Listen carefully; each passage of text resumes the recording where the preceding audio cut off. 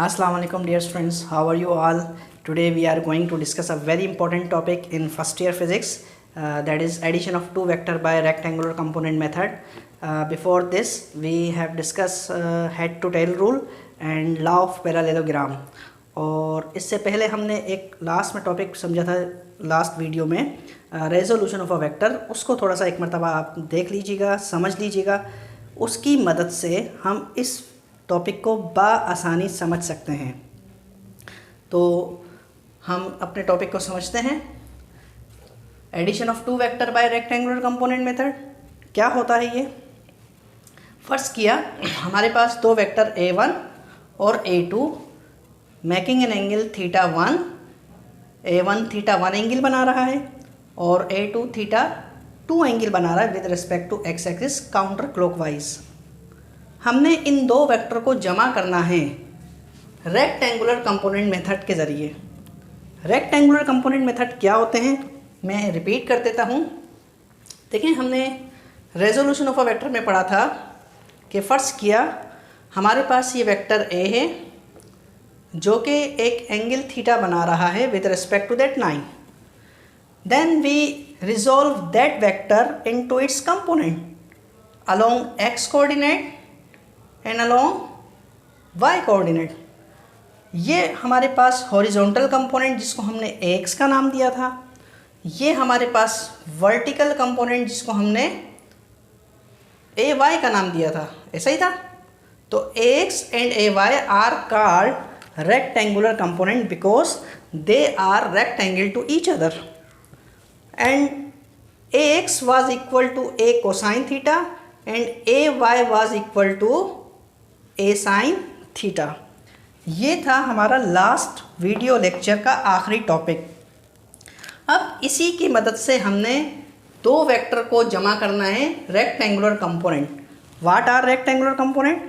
x and y component which are rectangle to each other are called rectangular component। तो ये हमारे पास दो vector हैं a1 और a2, हम इनको यहाँ ऐड करते हैं। फर्स्ट किया, ये vector a1 which is making an angle theta 1 and I joined a2 vector, tail of a2 vector with the head of a1 vector।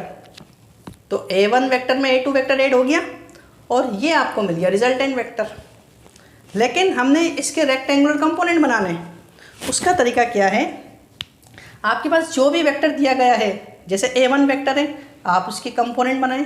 हमने रिजॉल्व कर लिया a1 को, a1x a1y। Similarly we resolve a2 vector from that point a2x, ये कहलाया a2x और ये कहलाया a2y and that a2 vector making an angle theta 2। a1 vector को a1x a1y में तोड़ा, a2 वेक्टर को a2x और a2y में रिजॉल्व कर लिया। रिजॉल्व करने के बाद हमने क्या किया, देखिए मैंने साथ साथ यहाँ पर स्टेप्स पे लिखे हैं। सबसे पहला स्टेप्स, आपको दो वेक्टर अगर दे दी जाएँ, तीन दे दी जाएँ, जितने भी वेक्टर दे दी जाएँ, तो रेक्टेंगुलर कंपोनेंट की मदद से जब आपको मालूम करता हूँ तो आप हर वेक्टर को उसके कंपोनेंट में रिजॉल्व करें। जैसे ये a1 वेक्टर है, हमने क्या किया, resolve each vector into its x and y component. x is called horizontal component, y is called vertical component. तो ये a1x a1y। Similarly a2 vector is resolve in a2x and a2y। उसके बाद second step, find algebraic sum of all x component. कैसे मालूम करेंगे? ये a1x vector, ये a2x vector, मैं अगर इस वेक्टर को यहाँ शिफ्ट कर लूँ तो ये a2x कहलाएगा। It means from that point origin to that point it shows horizontal component and horizontal component are two a1x and a2x। तो टोटल ax क्या बना हमारे पास? a1x plus a2x। और हम जानते हैं कि ax बराबर होता है a कोसाइन थीटा के, तो a1x बराबर है a1 कोसाइन थीटा 1, a2x बराबर है a2 कोसाइन थीटा 2। उसके बाद थर्ड स्टेप, जिस तरह आपने तमाम एक्स कंपोनेंट का सम मालूम किया। Now find algebraic sum of all y component. देखिए a1y और ये 2, मैंने इस a1y को यहाँ शिफ्ट कर दिया। अब देखिए a1y plus a2y, this shows the sum of all the vertical ay is equal to a1y plus a2y। समझ आ रहा है? हमने एक्स कंपोनेंट यानी तमाम हॉरिजॉन्टल कंपोनेंट का सम किया और यहाँ पर तमाम वर्टिकल कंपोनेंट यानी वाई कंपोनेंट का सम किया। a1y किसके बराबर होगा? देखें ay बराबर है a साइन थीटा, तो a1y a1 sine theta 1 plus a2y a2 sine theta. ये हमारे पास आ गया वर्टिकल कंपोनेंट, ये हमारे पास आ गया हॉरिजॉन्टल कंपोनेंट। पहला स्टेप क्या था? एक्स वाई में तोड़ा, एक्स वाई। दूसरा स्टेप हमने तमाम एक्स कंपोनेंट को जमा कर लिए, यहाँ दो वेक्टर हैं तो a1x a2x, फिर तमाम y कंपोनेंट a1y प्लस। तीसरा अहम step, now we find magnitude, find the magnitude of resultant vector and that resultant vector a। तो रिजल्टेंट वेक्टर की मैग्नीट्यूड मालूम करने का फार्मूला मैंने बताया था, a is equal to under root ax square plus ay square. अब हमने ax की वैल्यू सब्स्टिट्यूट कर दी। देखें ax किसके बराबर है? इसके बराबर है, ये हमने पुट कर दिया, स्क्वायर आ गया होल स्क्वायर प्लस ay किसके बराबर है? a1 sine theta 1 plus a2 sine theta 2, square है तो होल स्क्वायर। ये मैग्नीट्यूड मालूम करने का फार्मूला आ गया।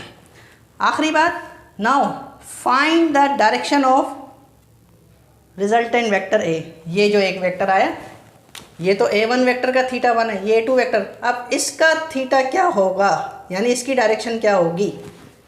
तो उसको मालूम करने के लिए हमारे पास टेंजेंट थीटा है which is equal to perpendicular upon base यानी ay upon ax।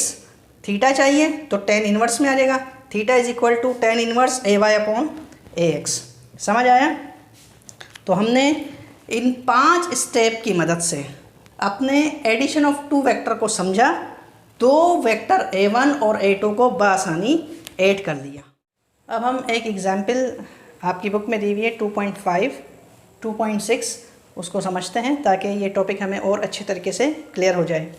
N automobile travels 200 kilometre east की जानिब 200 किलोमीटर चलती है, यानी a1 vector 200 kilometre and then it cover 150 kilometre 60 degree north of east. देखें ये ईस्ट डायरेक्शन में पहला वेक्टर बना 200 किलोमीटर का डिस्प्लेसमेंट s1, उसके बाद फिर यहाँ से ये east of north of east, ठीक है, और कितना एंगल बना रहा है? 60 डिग्री। आई शोड हेयर, ये a1 वेक्टर हो गया और ये a2 वेक्टर 150 किलोमीटर किस एंगल से जाती है? 60 डिग्री से। फाइंड द रिजल्टेंट डिस्प्लेसमेंट, आपने ये मालूम करना है, यानी s1 plus s2 total displacement क्या होगा, and direction of that vector यानी थीटा। तो हम इसका डेटा बना लेते हैं। a1 वेक्टर जो कि ईस्ट की जानिब में, तो इसका मतलब थीटा 1 क्या बना इसका? 0 डिग्री एंड 200 किलोमीटर। फिर वो a2 वेक्टर है जो कि 150 kilometre at an angle 60 degree. We have to find resultant displacement from this point to this point and what will be the direction। अभी हमने अपने टॉपिक में समझा था कि सबसे पहले हम हर वेक्टर को रिजॉल्व करते हैं उसके x और y कंपोनेंट में, उसके बाद हम अलजेब्रिक सम मालूम करते हैं। अगर हम a1 वेक्टर को देखें तो इसका तो सिर्फ एक ही कंपोनेंट बन रहा है अलोंग x एक्सिस जो कि a1x कहलाएगा, इसका y कंपोनेंट 0 मिलेगा आपको। इसी तरह a2 वेक्टर है, इसके दो कंपोनेंट बन जाएंगे a2x एंड ये कहलाएगा a2x और ये कहलाएगा a2y। रिजॉल्व कर लिया।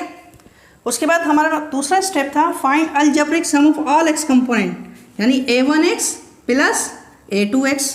तो a1x मालूम करते हैं हम पहले। a1x की मैग्नीट्यूड बराबर होती है a1 कोसाइन, a1 की वैल्यू 200 कोसाइन थीटा 1 0, cos 0 की वैल्यू 1 मल्टीप्लाई किया a1x आ गया। a2x बराबर है a2 कोसाइन थीटा, a2 की मैग्नीट्यूड 150, थीटा की वैल्यू 60, कोस 60 आप जानते हैं 0.5, मल्टीप्लाई किया 75, तो a1x आ गया a2x। हमने मालूम करना है अलजेब्रिक सम, तो algebraic sum of all component is equal to total x component, तो a1x प्लस a2x, a1x की वैल्यू 200, a2x 75, जमा किया तो ये हमारे पास 275। इसी तरह now we find sum of all the y component, तो मैंने यहाँ कहा था हमारे पास a1 वेक्टर का एक ही कंपोनेंट a1x, y कंपोनेंट तो जीरो है। देखें a1y बराबर है a1 sine theta 1, 200 sine zero की वैल्यू जीरो, तो मल्टीप्लाई करेंगे आ गया a1y जीरो, दिस इज a1y।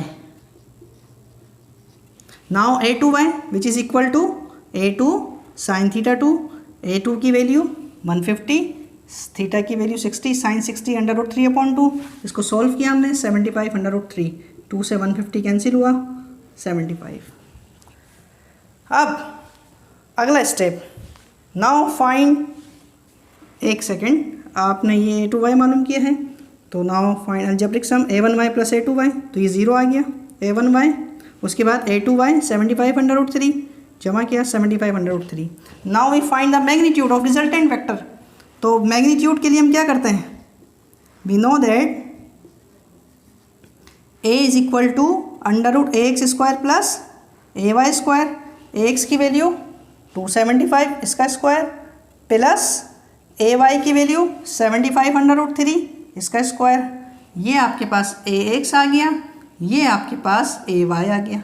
हमने फार्मूले में पुट किया, इसका स्क्वायर करें फिर इसका स्क्वायर करें, दोनों को प्लस करके अंडर रूट लें, तो यहाँ आपका आंसर आ जाएगा which is the resultant vector. अब आपने डायरेक्शन मालूम करनी है, तो डायरेक्शन के लिए अब हम क्या करें, for direction we know that theta is equal to tan inverse ay upon ax, tan inverse ay की वैल्यू आपके पास 75 √3 डिवाइडेड बाय, और ax की वैल्यू 275, तो आप इसको डिवाइड करेंगे तो आपको ये आंसर आ देगा 25.74 degree, that is the direction. Okay, तो आज हमने डिस्कस किया addition of two vector by rectangular component method और उसकी एक एग्जांपल की। अगले टॉपिक में हम मल्टीप्लिकेशन ऑफ वेक्टर्स की बात करेंगे। वेक्टर के ऊपर अमूमन दो ही ऑपरेशन लगते हैं, एडिशन ऑपरेशन और मल्टीप्लिकेशन ऑपरेशन। अगला टॉपिक हमारा होगा मल्टीप्लिकेशन ऑफ टू वेक्टर। तब तक के लिए इजाज़त दीजिए। थैंक यू, अल्लाह हाफिज़।